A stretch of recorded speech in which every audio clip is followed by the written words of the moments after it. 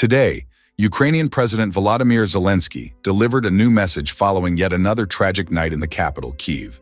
Russia launched a massive attack against Ukraine.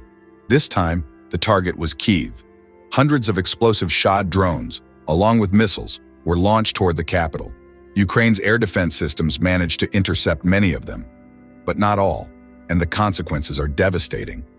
One missile struck a residential building directly. An entire section of the structure collapsed, reduced to rubble and dust, just like the lives of the people who lived there. Dozens were injured, families destroyed, and the death toll continues to rise.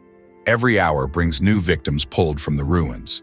President Zelensky once again condemned Russia's deliberate campaign of terror. He declared, Russia continues its strikes again and again, even when the entire world calls for an end to this war. This war, he said, was started by Russia, and it is Russia that insists on continuing it. Only the Russian leadership still wants it. For him, the Kremlin's leaders are stuck in a different century, a time of violence, looting, and total disregard for human rights and equality. Zelensky insists that such thinking has no place in Europe anymore, and he says we know how to confront it. We know how to protect Europe from what today's Russia is trying to impose. He emphasizes that Russia can be forced to stop this war. They started it. They can be made to end it. But he warns, if the world doesn't act to change the current regime in Moscow, then even after the war ends, Russia will continue trying to destabilize its neighbors. Zelensky once again called on Ukraine's Western partners. He thanked the current U.S. president for his continued support and acknowledged President Trump, with whom he says a direct line of communication has been established. According to him, Donald Trump is sincerely interested in ending this war. And now, more than ever, it's vital that the United States and Europe act together to ensure the continent's long-term security.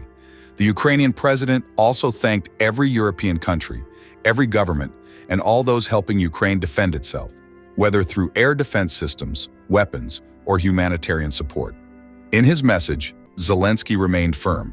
He urged the international community to stay vigilant, because even if the fighting stops tomorrow, he says, the threat won't disappear as long as the current leadership in Russia remains.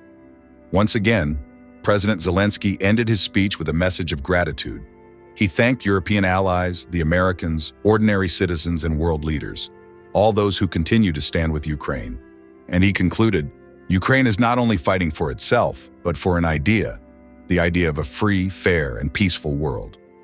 If you want to keep hearing the voices of those who live through this war every day, if you want to stay informed on the developments of this conflict in real time, subscribe to this channel.